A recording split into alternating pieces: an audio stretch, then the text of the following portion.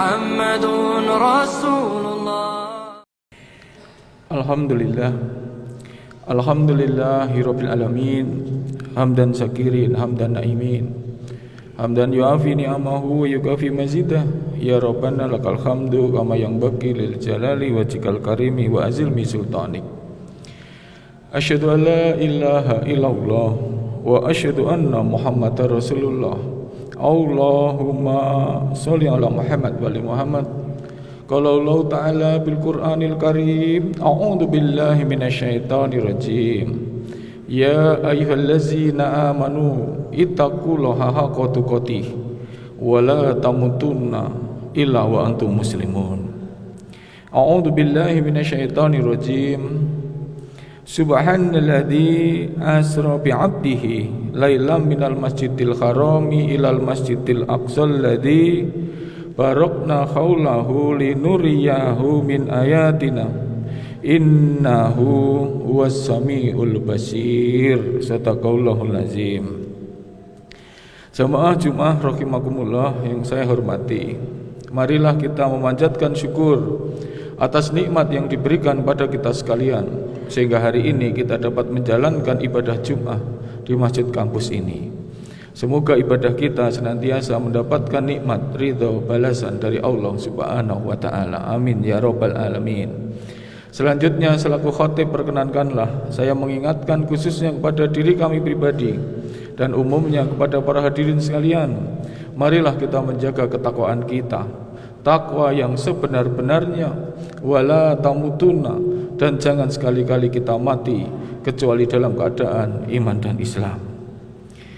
Jamaah Jumat rahimakumullah, sebentar lagi kita akan memperingati sebuah peristiwa besar yang dialami oleh baginda Rasulullah sallallahu alaihi wasallam, yaitu peristiwa Isra dan Mi'raj. Peristiwa Isra dan Mi'raj disepakati oleh para ulama terjadi pada hari ke-10, pada tahun ke-10 kenabian Rasulullah, yaitu di tahun 620 sampai 621 Masehi atau tahun pertama sebelum hijrah. Rasulullah SAW mendapatkan kekuatan, mendapatkan bukti hiburan dari Allah SWT setelah pada saat itu dikenal dengan tahun kesedihan, yaitu dengan meninggalnya istri beliau yang sangat beliau cintai, yang selama ini selalu mensupport perjuangan dari Rasulullah SAW, yaitu Siti Khadijah Al-Kubra. Satu hal yang membuat Rasulullah terpukul adalah Siti Khadijah Al-Kubra selama hidupnya semuanya setelah menikah dengan Rasulullah, semua hidupnya, hartanya, jiwanya digunakan untuk mendukung perjuangan Rasulullah SAW. Seperti kita ketahui, 70% kekayaan di Mekah pada saat itu, bisnis di Mekah saat itu dikuasai oleh Siti Khadijah Al-Kubra. Kemudian ketika menikah dengan Rasulullah, maka pada akhir hayat beliau, Siti Khadijah Al-Kubra tidak punya apa-apa dari hartanya. Semuanya habis digunakan untuk mendukung Rasulullah, sehingga Siti Khadijah Al-Kubra di akhir hayatnya sakit-sakitan.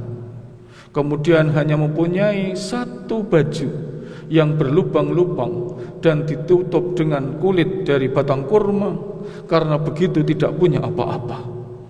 Siti Khadijah Al-Kubra lah yang selama ini selalu mendukung beliau, sehingga kita kenal ketika beliau pertama kali mendapatkan ayat atau wahyu dari Allah SWT, maka beliau lari, tidak lari ke Abu Thalib atau Abdul Muthalib, tapi beliau lari kepada Siti Khadijah Al-Kubra. Ketika tidak ada orang yang melindungi, ketika tidak ada orang yang memberikan kekuatan, hanya Siti Khadijah Al-Kubra yang mengorbankan nyawanya. Sehingga karena pengorbanan dari Siti Khadijah Al-Kubra itulah yang membuat Rasulullah bisa gilang gemilang, sehingga Islam bisa sampai ke seluruh dunia. Maka dengan wafatnya Siti Khadijah Al-Kubra sungguh sangat memukul jiwa dari Rasulullah SAW. Yang kedua, peristiwa Isra dan Mi'raj ini terjadi seperti yang ada di surah Al-Isra ayat pertama tadi. Rasulullah SAW diperjalankan dari Masjidil Haram ke Masjidil Aqsa. Ada beberapa poin penting yang bisa kita lihat dari peristiwa Isra dan Mi'raj ini. Yang pertama, Isra dan Mi'raj ini di dalam Al-Quran, di dalam mushaf yang kita kenal sekarang, tidak berada di dalam satu surat, tapi berada di dalam dua surat yang berbeda jauh. Kita tahu surat Al-Isra adalah surat yang ke-17, sedangkan Mi'raj, keterangan tentang Mi'raj itu ada di surat An-Najm ayat 53. Beberapa ulama berpendapat bahwa kenapa ini dipisahkan, karena memang hidup itu berbeda. Isra Mi'raj merupakan miniatur sebuah perjalanan, di mana perjalanan itu dibagi menjadi dua, perjalanan vertikal dan perjalanan horizontal. Dari Masjidil Haram ke Masjidil Aqsa dianggap sebagai sebuah perjalanan horizontal, mendatar di dunia ini. Sehingga peristiwa-peristiwa yang mengikuti peristiwa Isra itu adalah menggambarkan peristiwa-peristiwa yang ada di dunia ini. Kemudian kalau kita melihat di surat An-Najm 53, ketika Mi'raj itu terjadi, peristiwanya adalah peristiwa yang sangat lurus, semua bernilai kegaiban, semua bernilai keadaan-keadaan yang akan kita lalui ketika kita menghadap Allah SWT. Yang ketiga, peristiwa Isra Mi'raj itu sungguh menjadi sebuah pertanyaan. Kenapa peristiwa itu terjadi ketika titik kepercayaan kepada Rasulullah adalah titik terendah?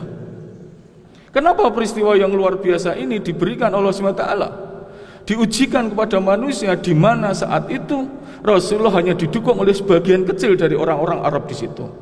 Bukankah kita tahu ketika Rasulullah sebelum hijrah, perjuangan panjang itu tidak lebih dari 100 orang yang mengikuti Rasulullah. Di saat semua orang tidak percaya dengan Rasulullah SAW, tiba-tiba Rasul diberikan sebuah ujian juga kepada semua manusia, sebuah tes. Apakah benar-benar manusia itu meyakini kepada Rasulullah atau tidak? Mari kita lihat fakta yang ada. Masjidil Haram itu ada di Mekah. Masjidil Aqsa, Baitul Maqdis itu ada di Palestina. Kalau kita melihat peta, itu berjalan ke arah utara. Jaraknya adalah 1239 km. Pada saat itu semua tahu perjalanan dari Masjidil Haram di Mekah sampai Baitul Maqdis di Yerusalem itu berjarak 1239 km dan dengan onta membutuhkan 1,5 sampai 2 bulan. Semua meyakini itu. Tiba-tiba Rasulullah SAW ketika sore habis maghrib, kemudian pagi datang ke masjid atau ke sebuah pertemuan tokoh-tokoh pada saat itu, beliau mengatakan, saya baru saja pulang dari Baitul Maqdis ke Sidratul Muntaha. Kapan berangkat? Kemarin habis maghrib. Kapan kamu datang? Pagi ini. Peristiwa itu menjadi luar biasa untuk orang-orang jahiliyah, Abu Jahal, Abu Sufyan dan sebagainya. Itu menganggap sebuah justifikasi. Usir Rasulullah, dia sudah gila. Bagaimana mungkin perjalanan 2 bulan itu ditempuh dalam waktu 1 malam 1 hari? Bagi orang-orang jahiliyah itulah justifikasi. Rasulullah sudah gila, Rasulullah sudah tidak waras, maka layak dia diusir dan tidak layak untuk diikuti. Kemudian ada satu orang yang tidak percaya itu, yaitu adalah Abu Bakar. Pada saat itu Abu Bakar ditanya, dari semua tokoh pada saat itu yang berbeda pendapatnya satu orang, yaitu seorang Sayyidina Abu Bakar. Abu Bakar mengatakan, apapun yang dikatakan Muhammad, saya percaya. Bahkan seandainya Muhammad mengatakan di balik bukit itu ada musuh, saya percaya. Nah, inilah kepercayaan samina wa atokna, kegaiban itu. Bisa kita bayangkan sekarang di negeri ini bagaimana aplikasi Isra Mi'raj itu. Sekarang ini justru bergeser. Kegaiban itu semua ingin disahadahkan. Kalau tidak sahadah secara duniawi, secara otak itu tidak diterima, maka menjadi tidak percaya. Kecenderungan sekarang itu opo-opo itu dia sahadahkan. Kalau Isra Mi'raj itu disahadahkan, bagaimana mungkin seorang Sayyidina Abu Bakar bisa percaya? Kalau sekarang dari Mekah kepada Palestina itu hanya butuh pesawat 1,5 jam. Ada 8 pesawat yang melayani Mekah sampai ke Palestina itu 1,5 jam. Pada saat itu 2 bulan. Sehingga benar-benar inilah ujian yang luar biasa. Jamaah Jumat rahimakumullah, maka sejak itulah Sayyidina Abu Bakar mendapatkan gelar Abu Bakar As-Siddiq, orang yang membenarkan ketika semua orang tidak membenarkan. Kemudian yang keempat, apa makna dari situ adalah perjalanan itu adalah horizontal. Kita sedang berjalan horizontal menuju sebuah titik. Rasulullah itu perjalanan diperjalankan oleh Allah. Sesuatu yang diperjalankan oleh Allah, tidak ada yang tidak mungkin. Sekarang yang ada di masalah sekarang, kita yakin tidak bahwa hidup ini sedang diperjalankan? Jangan-jangan ada kesombongan di diri kita bahwa kita berjalan adalah karena kekuasaan kita. Jangan-jangan kita merasa kita bisa di Gajah Mada ini karena kepandaian kita. Jangan-jangan kita merasa kita punya posisi ini karena kemampuan kita. Sungguh takabur orang itu. Maka Isra dan Mi'raj itu kalimatnya diperjalankan, sehingga sesuatu yang tidak mungkin menjadi mungkin, sesuatu yang menurut akal manusia tidak bisa menjadi bisa. Kemudian titiknya adalah sebuah titik sakaratul maut. Kita akan naik Mi'raj itu karena titik yang kita tuju. Maka kita sekarang ini sedang melakukan perjalanan, bukan jalan-jalan. Kita ini sedang melakukan perjalanan. Perjalanan itu ada dasar, ada titik berangkat, dan ada titik yang akan dituju. Itulah Rasulullah mengajarkan. Sehingga ketika syaitan itu selalu menggoda, no problem. Karena apa? Titiknya itu ada. Maka dari itu monggo, di dalam hidup ini titik kita adalah sakaratul maut. Wa baku ataqallahu yudarul akhirah wala tansa nasibaka minad dunya. Carilah kebahagiaan akhirat, itu titiknya. Tapi jangan engkau lupakan sedikit kebahagiaan di dunia.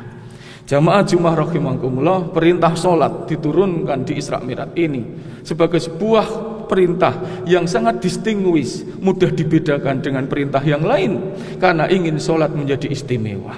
Maka dari itu, mari dengan peristiwa Isra dan Mi'raj ini mengingatkan kita. Satu, bahwa perjalanan itu ada. Dua, perjalanan akan dihentikan ketika sampai pada satu titik. Rasulullah tidak tahu titiknya di mana. Ketika berangkat Rasulullah tidak tahu titiknya di mana. Tapi Rasulullah dititikkan di Baitul Maqdis untuk sama dengan kita. Kita tidak tahu di surat Al-Luqman ayat 34. Kita punya 4 kegaiban. Kegaiban yang terakhir adalah kita tidak tahu di bumi mana dimatikan. Yang kedua, kita tidak tahu di titik mana waktu dimatikan. Surat Al-Munafikun 11. Walan yukhilhi nafsan idza ja'jaluha wallahu kabiru bima ta'malun. Tidak aku akhirkan. Kalau sudah sampai titik ajal itu, hanya Allah yang Maha Kuasa dan Maha Tahu. Demikian jamaah Jumat rahimakumullah, sebuah peristiwa kegaiban yang harus diyakini sebagai sebuah kejadian yang benar sebagai umat daripada Rasulullah SAW. Semoga Allah SWT selalu mengingatkan kita untuk selalu taat dan selalu samina wa atokna kepada apapun yang diteladankan oleh Rasulullah SAW. Aqulu qouli hadza wastaghfirullahalazim wastaghfiruhu innahu huwal ghafurur rahim.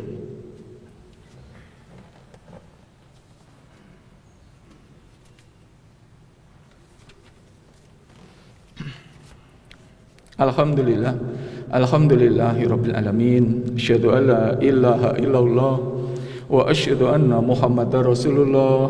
Allahumma sholli ala Muhammad wa ali Muhammad. Qala Allah Ta'ala bil Qur'anil Karim, a'udzu billahi minasyaitonir rajim.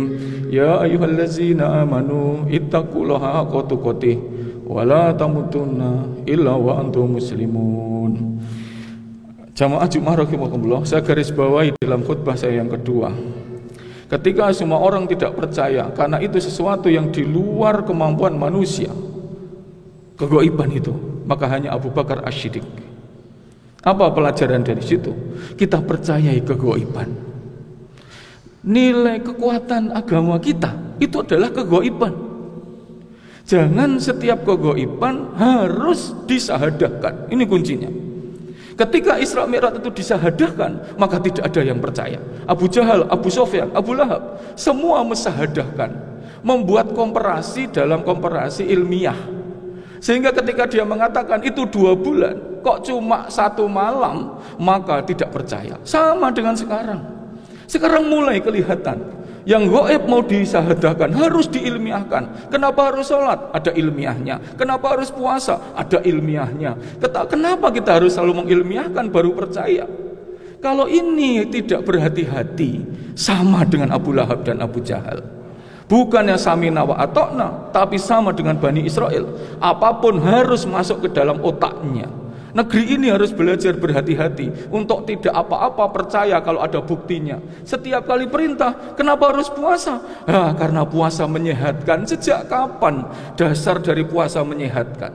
Sholat supaya sehat. Sejak kapan perintah sholat supaya kita sehat? Tidak ada. Sehingga kita menjadi transaksional. Kita sedekah supaya kaya. Dari mana logika itu? Logika itu adalah logika syahadah. Logika setiap kali gaib harus dibuktikan dengan sesuatu yang ilmiah. Itu tidak selalu benar. Maka kita balik. Percaya dulu baru disahadahkan. Jangan sahadah dulu baru dilakukan kita percaya. Sehingga Abu Bakar As-Siddiq dalam kisah Isra Mi'raj itu percaya dhisik, ora masuk akal rapopo. Aku pokoknya percaya. Tidak masuk di akal dan tidak mungkin, ora urusan. Yang penting samina wa atokna. Semoga kita menjadi orang-orang yang lebih nyaman dengan kegaiban ini, sehingga hati kita menjadi tentram karena kegaiban itu sendiri. A'udzubillahi minasyaitonirrajim. Bismillahirrahmanirrahim. Alhamdulillahirabbil alamin. Allahumma sholli ala Muhammad wa ali Muhammad. Allahumma fir lil mu'minina wal mu'minat wal muslimina wal muslimat al ahya minhum wal amwat. Sami'un qarib mujibud da'wat ya khatil hajat. Rabbik firli wali walidayya warhamhuma kama rabbayana shighara. Rabbana la tuzigh qulubana ba'da idh hadaytana wa hab lana min ladunka rahmah innaka antal wahhab. Rabbi anzilni munzalan mubarakan wa anta khairul munzilin. Allahumma afina min kulli bala'id dunya wa adzabil akhirah. Ya Allah, ya Rabbi, ya Karim, panjangkanlah umur kami ya Allah. Ampunilah dosa-dosa kami, dosa-dosa kedua orang tua kami, leluhur kami, keluarga dan keturunan kami ya Allah. Ya Allah, ya Rabbi, seandainya Engkau hentikan kami ya Allah, hentikanlah kami dalam keadaan husnul khatimah ya Allah. Husnul khatimah ya Allah. Husnul khatimah ya Allah. Allahumma nas'aluka ilman nafi'an, rizqan halalan thayyiban, wa amalan mutaqabbalan. Ya Allah, ya Rabbi, jauhkanlah kami semua dari halangan dan ujian sekiranya kami tidak sanggup memikulnya ya Allah. Rabbana taqabbal minna innaka antas samiul alim wa tub alaina innaka antat tawwabur rahim. Rabbana hab lana min azwajina wa zurriyyatina qurrata a'yun waj'alna lil muttaqina imama. Rabbana atina fid dunya hasanah wa fil akhirati hasanah wa qina adzabannar. Subhana rabbika rabbil izzati amma yasifun wa salamun alal mursalin walhamdulillahi rabbil alamin. Aqimissalah. الله محمد رسول الله.